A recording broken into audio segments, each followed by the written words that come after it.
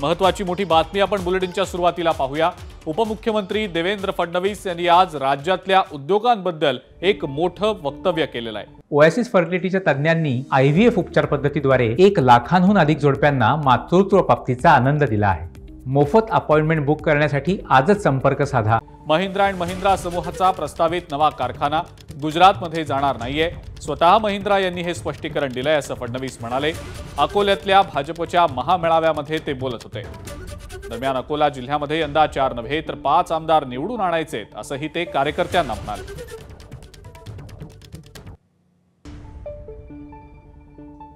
आता हे इतके खोटारडे लोक आहेत।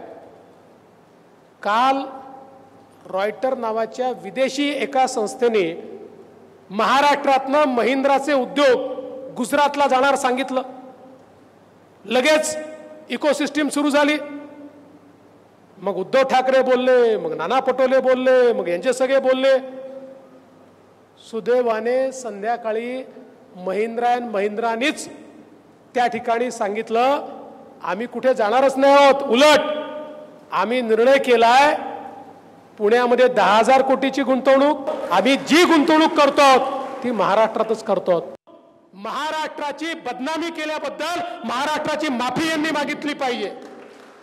रोज बदनाम करतात, रोज इथल्या इन्व्हेस्टरला डिस्टर्ब करतात, पण यांनी किती डिस्टर्ब केलं। महाविकास आघाडीच्या काळामध्ये गुंतवणुकीमध्ये जो महाराष्ट्र 3ऱ्या-4थ्या क्रमांकावर गेला होता, पुन्हा एकदा त्याला पहिल्या क्रमांकावर आणण्याचं काम हे आम्ही या ठिकाणी केलं।